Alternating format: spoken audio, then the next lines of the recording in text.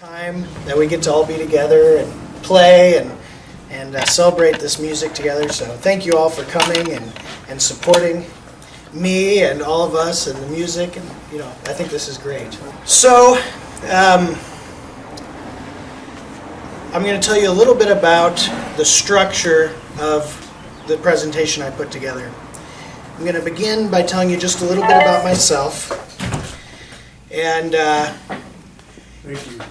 and then I'm going to talk a little bit about, Tom and Robin have asked me to talk about the influence of African-American musical traditions on Midwestern fiddling. So I have a few little words about that.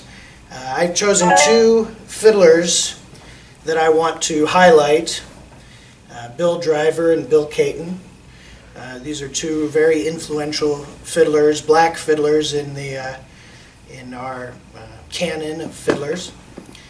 So I'll talk a little bit about them and their lives, and then talk briefly just about, more generally, the influence of African-American fiddling traditions on our Midwestern fiddling.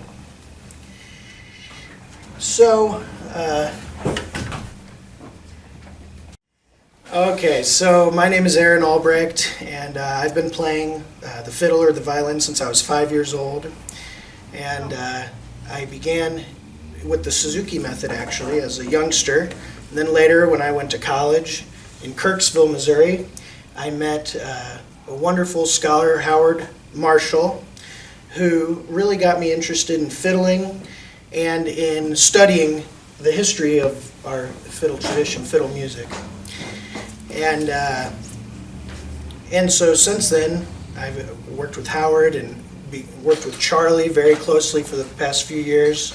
And and both of those people, Charlie Wald and Howard Marshall, are both esteemed scholars in our community of the history of fiddle music. So I've really had a great opportunity to learn just a little bit from them. And I don't pretend to be an expert in this at all, just so you know. Now, on this question of the influence of African-American musical traditions on our musical heritage, this is an incredibly big question, right?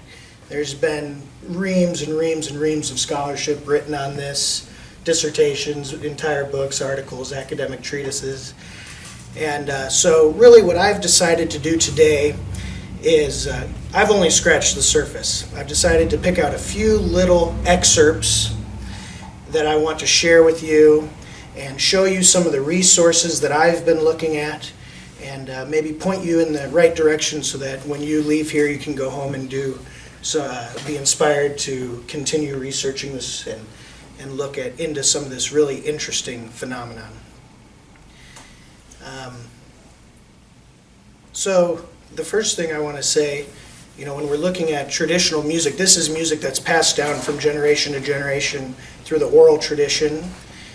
And in each region, it has unique elements and distinct aspects. And that's really one of the characteristics of this music that makes it so interesting and so unique, is the way in which each individual fiddler has their own sound, puts their own mark on the music, and also the way in which their regional distinctive elements, unique elements of the music that are passed down from generation to generation. So that's really one of the key aspects of traditional fiddling. And one of the unique aspects of traditional fiddling in America is this relationship between African-American fiddling traditions and Anglo-American fiddling traditions. So the first resource that I want to point your attention to, that I've brought in my bag here. Now this was just recently published this year, and this is a survey of traditional music from the North American Traditions Collection. And this is a 15-volume set that was just recently published of surveying all the North American traditions of traditional music. And and volume 4 is, if you look at volume 4, this is, they titled it, The Anglo-African Exchange. And so this is the interaction, this is a survey of the music in interaction between African-American fiddle traditions and Anglo-American fiddle traditions. And just reading the back, it says, during the 19th century, the modern American musical vernacular became forged through a complex and poorly understood set of interactions between Anglo and African-American subcultures. It says the North American Traditions Group, that's the outfit that put this together, was especially interested in collecting information with respect to these undocumented exchanges, and some of our discoveries are illustrated in this volume. One of the most interesting parts of this North American Traditions collection is that for each one of these albums, for each one of these 15 albums, there's more than 250 pages of liner notes. Wow. And so you can go and look at Volume 4's liner notes on the African-American, Anglo-American exchange and read an entire book, 250 pages, documenting that exchange. Now, I read that, and I found one paragraph that I really wanted to share with you. And so in this paragraph, this is really the kernel of the idea, the main idea, the thesis statement. And he writes, this is Mark Wilson, who's the collector. He writes, there is no doubt that the formative innovations that rendered 19th century American music so idiomatically compelling arose from a complex and continuing interchange between white and black subpopulations that were otherwise severely segregated by the barriers of racism and class. So he's saying that's really the aspect that made our American music so unique and so compelling, so idiomatically compelling. It arose from a complex and continuing interchange between black and white subpopulations. Now, what makes that interesting is that normally one of the misconceptions about this music, you know, when you think about bluegrass music or country music, a lot of times you think it's white music. But what they're saying here from all this research that they've done, this is in agreement with what lots of other scholars have written, is that there's no doubt that what makes our American music so compelling is that it arose from the interchange of those two subpopulations. Now, I went and talked with one of my chief mentors, Dr. Howard Marshall, and asked for his opinion on this question as well. And he sent me a few lines that I'd like to share with you here. And I'll just paraphrase what he was saying. But I think this really adds, he's an authority on the topic of American vernacular music. And so when I asked him about this question, I'll tell you a little bit about what he said. He says, in my opinion, it's next to impossible to reconstruct what fiddle music was really like prior to the time of recordings. And now this is in reference to, slave fiddlers, African-American fiddlers prior to the time of recordings. He's saying it's nearly impossible to reconstruct what that music would have sounded like. But he says it's also my opinion that the typical slave fiddler and musician would have performed the same broad repertoire of fiddle tunes, especially breakdowns for square dancing and ballroom dance tunes such as the waltz, shared with white musicians. And then he writes, but what enslaved musicians performed at their own quarters for their own enjoyment and for their families is difficult to know about. So in other words, we don't know what these musicians would have played in their own private quarters, but what he was saying is that generally speaking, they would have played the same broad repertoire of fiddle tunes and pieces that we hear white musicians playing. He goes on to write, it's valuable and instructive to listen to and to think about the fiddle music recorded from the children and grandchildren of slaves. They're coming for you. Says it's valuable and instructive to listen to and think about the fiddle music recorded from children and grandchildren of slaves, such as the music of Central Missouri's Bill Driver and Bill Katon, which are nicely captured in R.P. Christensen's tune books. Bill Driver's fiddling, to my ear, is indistinguishable from much of the fiddling among his white peers and friends. When Bill Driver performed over WOS radio in Jefferson City in the late 20s and early 30s, listeners beyond the area did not know that he was African American. And he writes that Bill Katon died before Christensen's recordings were made and went unrecorded. However, much of his fiddle style and number of his fiddle tunes were carried on by younger players, including his son John, who admired his music and studied informally with Bill Katon, such as another young white fiddler, Keith Orchard, who knew and admired Katon. So in other words, on the one hand, we don't know what these African-American musicians would have sounded like prior to the time of recording, but in listening to their children and grandchildren, we can get a glimpse of what it might have sounded like. And one of the unique aspects about it is that it was, within the same tradition, sounded similar to these white fiddlers and musicians. So, I want to talk a little bit about Bill Driver and Bill Katon, and then I want to, I brought some pictures, and I want to play some samples of their music so you can hear what it sounds like. And then we can have it, we'll open it up for questions and have a discussion. So, Bill Katon was a black fiddler that lived near Tebbets, Missouri, on the north side of the Missouri River, east of Jefferson City. And he earned national fame in the 1920s by his numerous appearances on WOS radio with his able guitarist Ola Gathright. So Bill Katon and Bill Driver, these are two African-American fiddlers that were nationally renowned for their ability on the fiddle. And so later I'll show you some of Bill Katon's playing and a picture of Bill Katon. When looking at Bill Katon lived from 1864 to 1934 is when he died, 1934. Bill Driver, a little bit later time period, from 1881 to 1985. And Bill Driver died when he was 104 years old. Real old, yeah.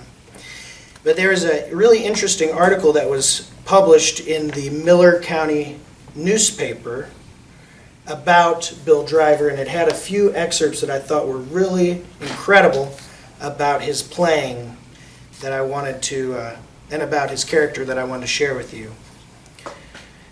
And so this historian from Miller County writing about Bill Driver writes that he and his family were farmers like their neighbors.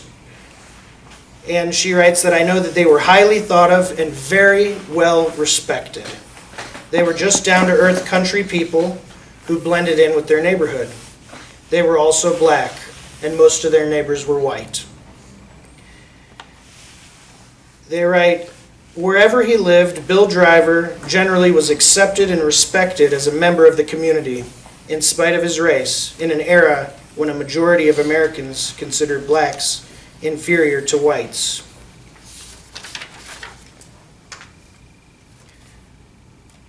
When they went and interviewed the different community members about their memories of the Driver family, one of the key quotes, they said, one of the most frequently mentioned good memories recalled by blacks and white alike was that of the integrated community picnics that featured the fiddling of black musician Bill Driver, son of the minister. So at that time they had, even at this time of incredible segregation, they had integrated community picnics where that would feature the fiddling of Bill Driver. So this is showing the exchange between black and white musicians. When they were going around talking to these people who remembered this time, they said, no one we talked to failed to mention Bill Driver. Driver has been called by one student of fiddle music the best example I encountered of a repertory strictly indigenous to a local area. They said he was a very cordial, stalwart, and sensible individual who seemed to always find a way to make things work for you.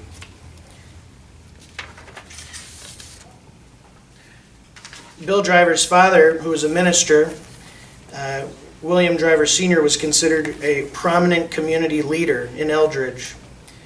And they said that he served the black community as a minister and often preached to his congregation in the same church used by whites. And they said that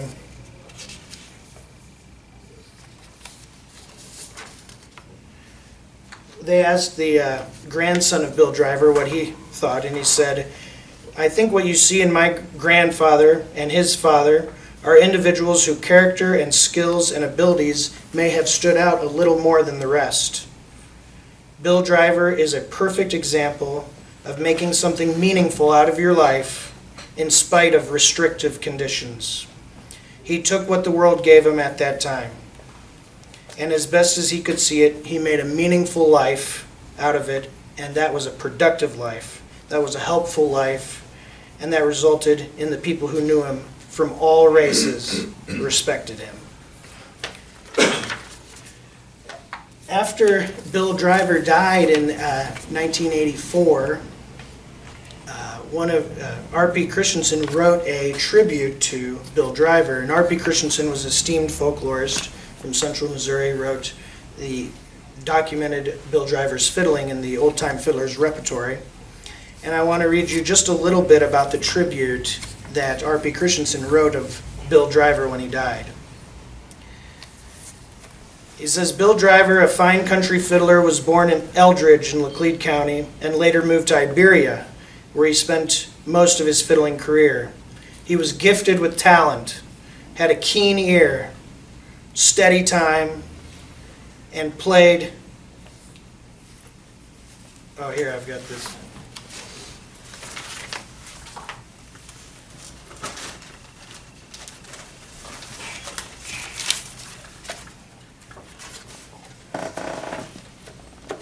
My paper didn't print out. Let's see.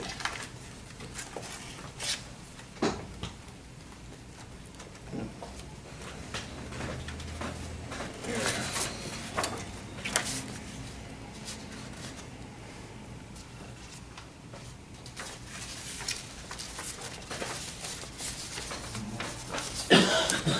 So it says, had a keen ear, steady time, and played vigorously. Writes, "My first contact with Bill's music was in 1928 at one of the many encampments in Iberia, Missouri. This was an annual picnic and celebration that was first organized in honor of Civil War veterans. Bill played for the dance at the encampment and had a large repertory of breakdowns, ideal for square dancing. This was one of the sections of Missouri where both men and women would often jig dance through the figures. This required steady, peppy fiddle music, which Bill could provide in abundance. He won many local fiddling contests, but was never sponsored for the state contest. On one occasion, local townspeople arranged for him to play on the program over WOS radio at Jefferson City. This one appearance brought mail from listeners in several states and all the way to Canada." R.P. Christensen writes, "We had numerous recording sessions beginning in the summer of 1948, at which time Bill was living in a rural section of Cole County in a house without electricity. It was necessary to go elsewhere in order to operate the wire recorder. Some sessions were held at my parents' home in Cowaway County. I would second him on the piano. My parents enjoyed listening to him play. Bill moved to Jefferson City in 1952. The last recording session was at his daughter's home one evening, with a large audience of listeners in the front yard. Bill was in his late 60s, but was playing near his fiddling prime when these recordings were made. When I first wrote the book Old Time Fiddler's Repertory, it was necessary to write a number of Bill's tunes from memory as some of my collection of wires were stolen from storage in 1966. Fortunately, some material was overlooked. There were several of Bill's tunes that could be included on a double album of fiddle recordings, which was issued by the University of Missouri Press. This part I like. So this was written in 1985. Last year, a young man from St. Louis, Missouri, Jeff Seitz, entered the 1985 National Fiddlers Contest at Galax, Virginia. Upon arriving there, the officials announced that because of the large number of entrants for the contest, each fiddler would only be allowed to play one tune instead of the usual three. The young fiddler from St. Louis played Bill Driver's tune, as he had learned it from the album.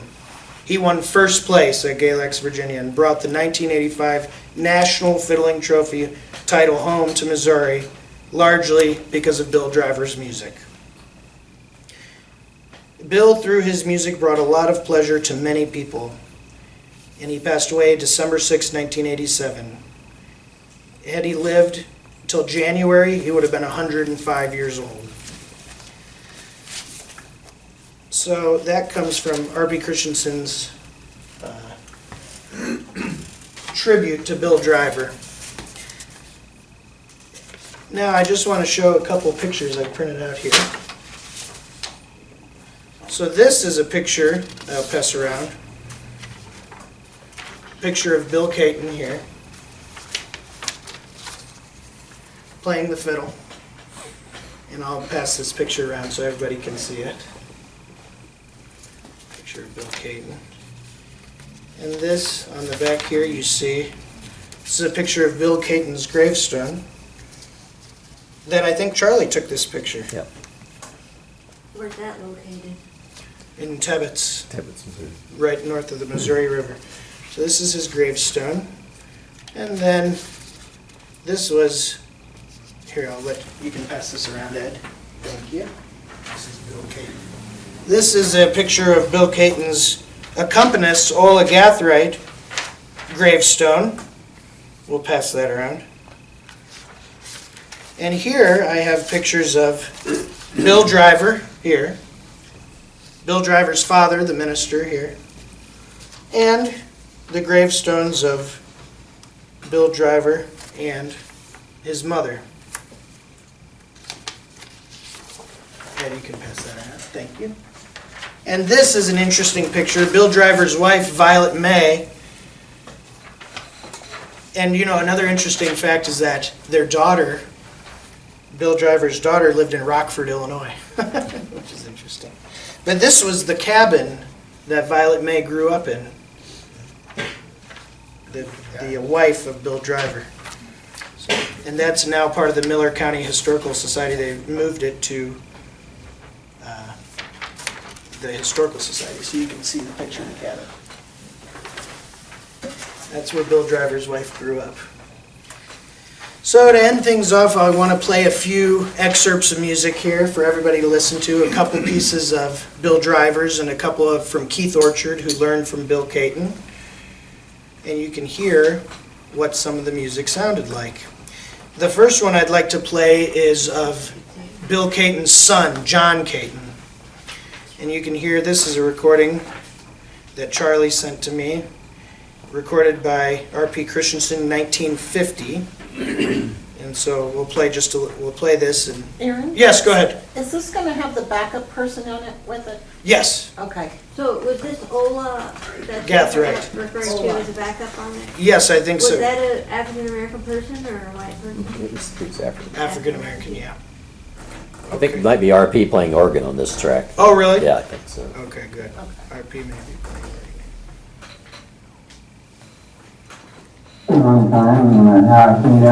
So just to mention, in the beginning you hear R.P. Christensen talking, and it's a little garbled, so I'll just read you what it says.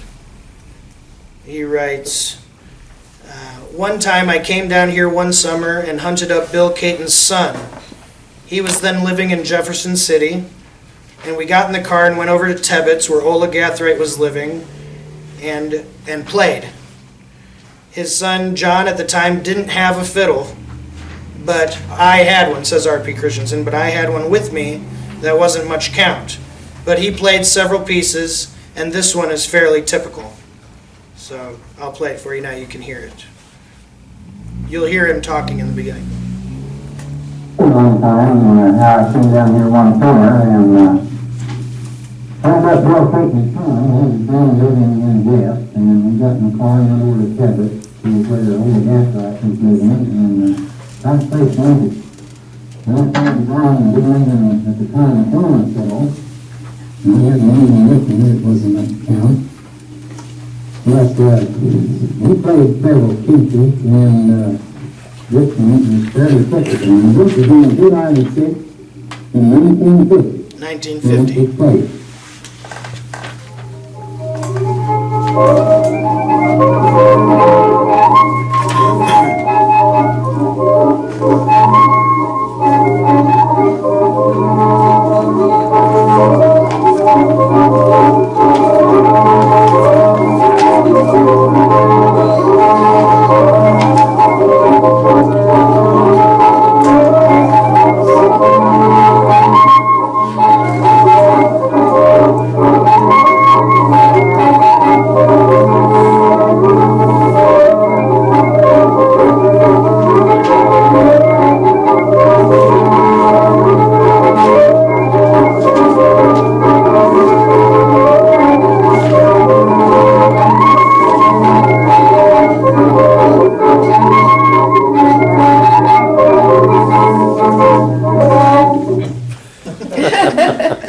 So you can hear that'd be pretty good for square dancing. So that's the pump organ, right? Yep. And where is that pump organ now? Oh, that's in my house? Yes. And when a tornado was coming, you Yeah. put it in the bathroom, the safest place. To protect R.P. Christensen's pump organ. That's right, I had to Yes. protect R.P. Christensen's pump organ. Now, What was the name of that tune? it doesn't have a name. No name. Just a regular old square dance. Aaron's tune. Yeah, or John Katon's tune, I suppose you could call it. So that was Bill Katon's son playing. And if you'll just humor me, I want to play a couple more pieces for you so you can hear what this music sounds like. So here's a good tune that we're going to learn later this afternoon called Iberia Breakdown. So this is Bill Driver playing now.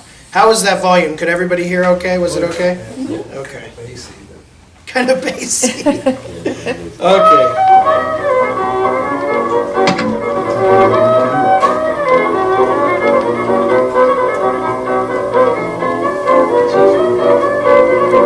This one's Iberia Breakdown.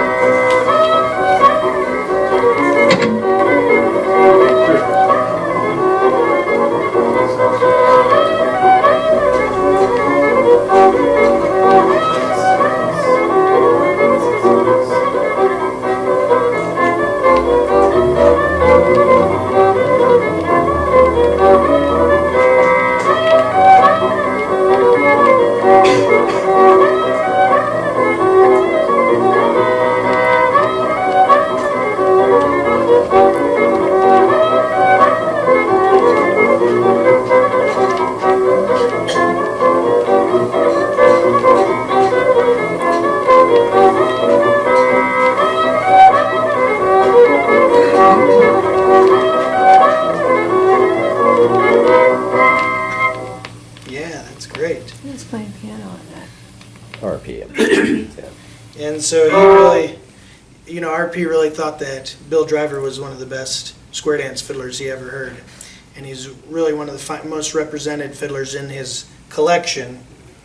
And he thought it was really, at that time there were two strains. He thought that Bill Driver was really representative of of that local style there in that part of the country.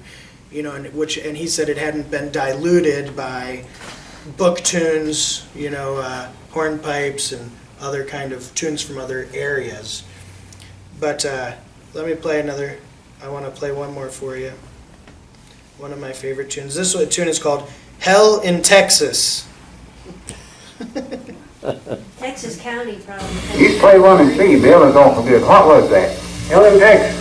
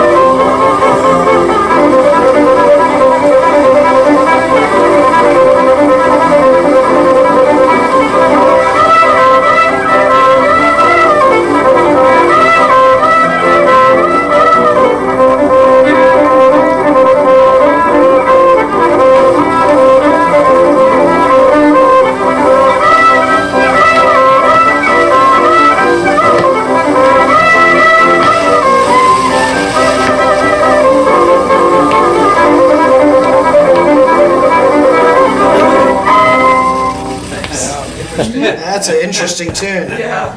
What he does with it. Yeah. It's incredible. Yeah. Right. And really, a lot of almost, some improvisation and Yeah. a lot of creativity and expression. Right. Have you learned it?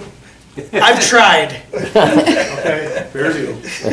but that's a hard one to learn. That's good. The Missouri rules were in effect, by They the way, were. too. Yes, they On were. every Did you track. hear that? Does anybody else feel like, he might have heard Hell Broke Loose in Georgia or Streak a Lean, Streak a Fat? He might have heard that and that's what he came up with? It's possible. Or is this the source? I mean, Right. who knows? I guess we don't know.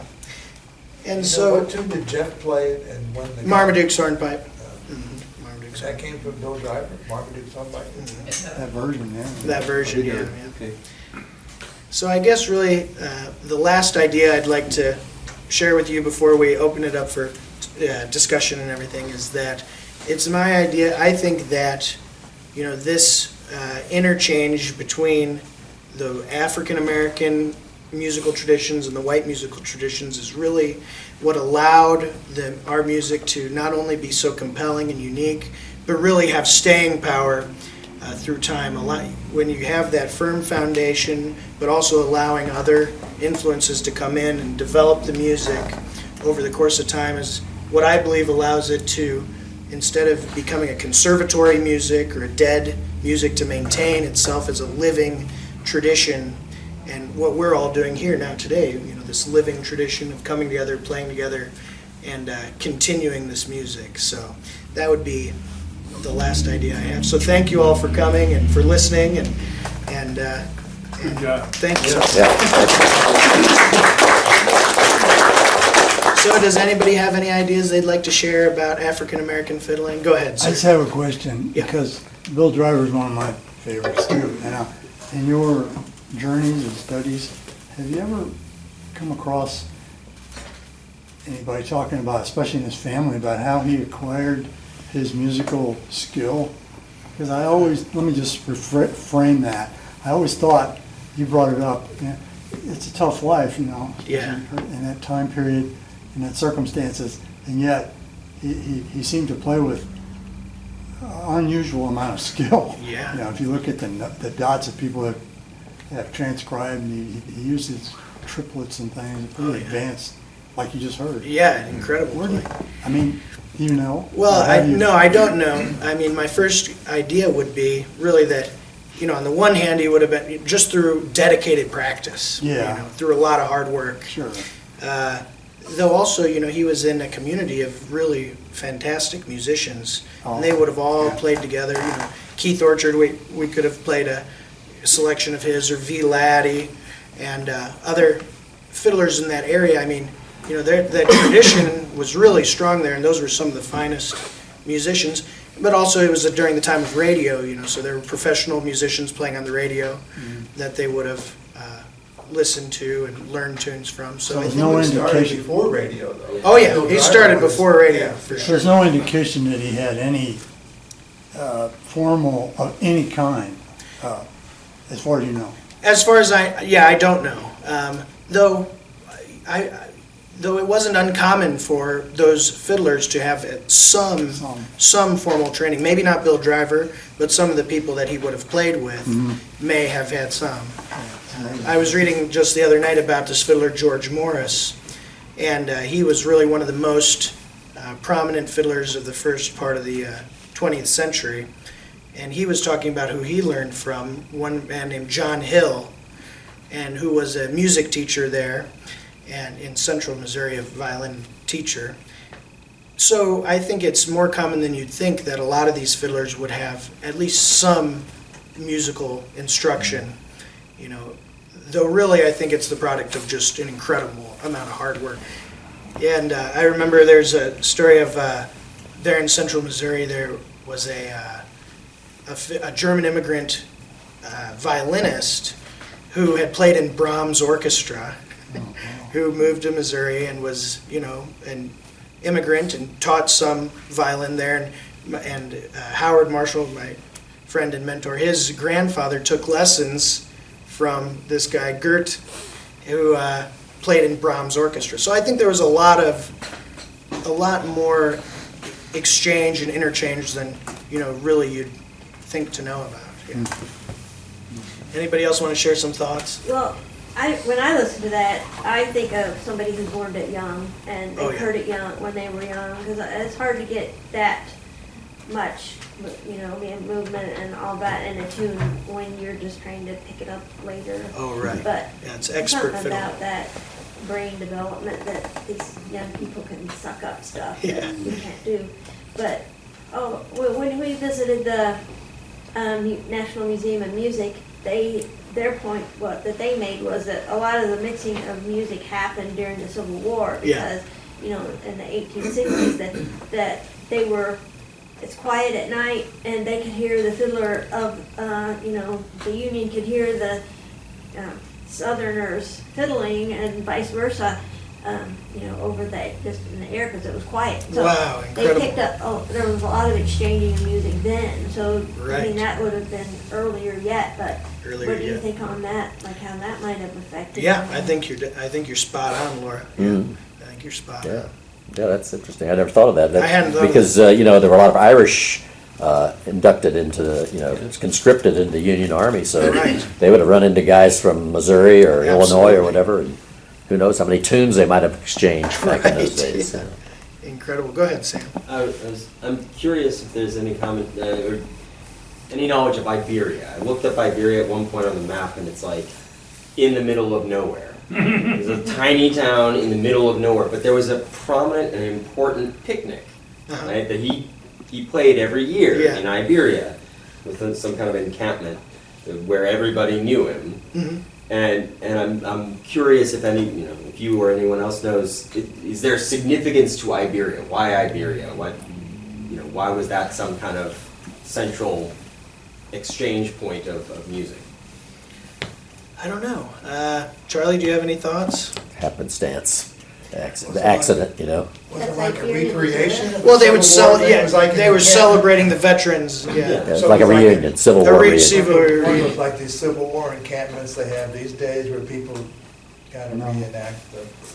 These guys are the real guys. Right, it's actual They veterans. weren't that far Survivor, yeah. removed from it, yeah.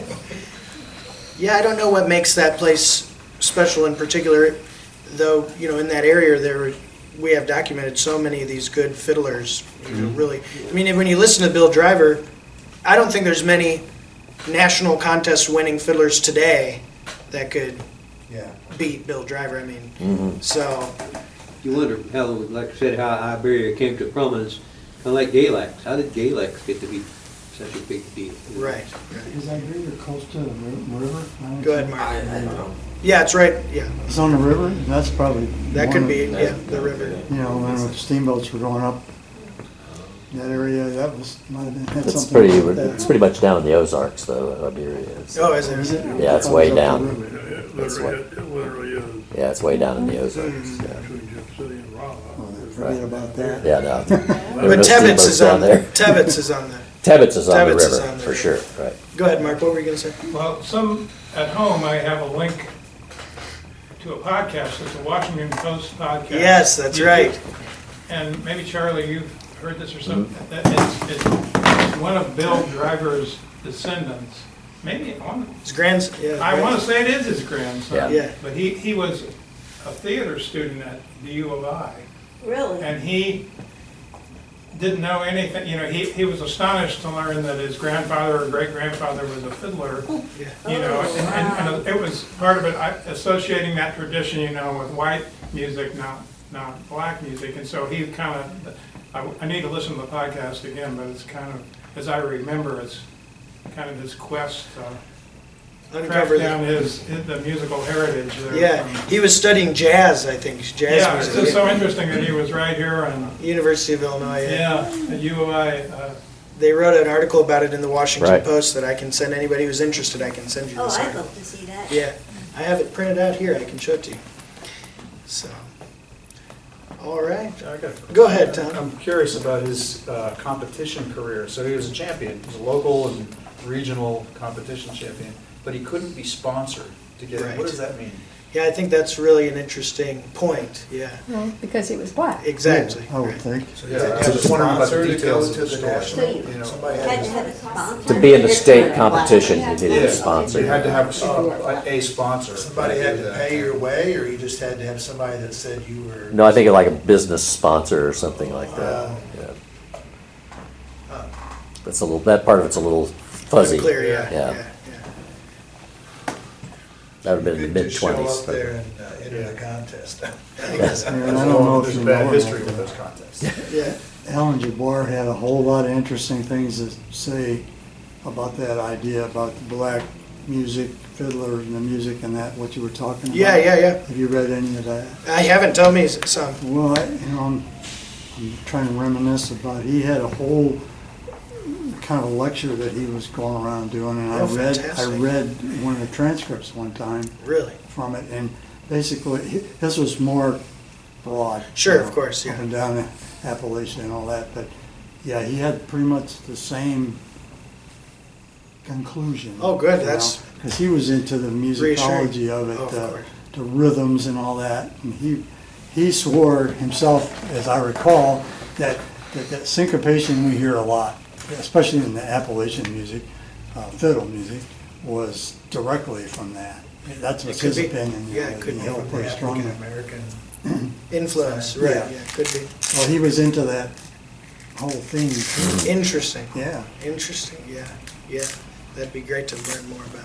I know it's out there somewhere, the I don't know what you call it, essay. Yeah, the transcript. Yeah, I'm sure it is. That'd be fantastic. Well, now, I think a lot of that syncopation came from the banjo. That's right, yeah. Great, well, thank you all so much for listening and That was for the enjoyable. Yeah. good discussion. Good Thank you job, so much. everyone. Excellent.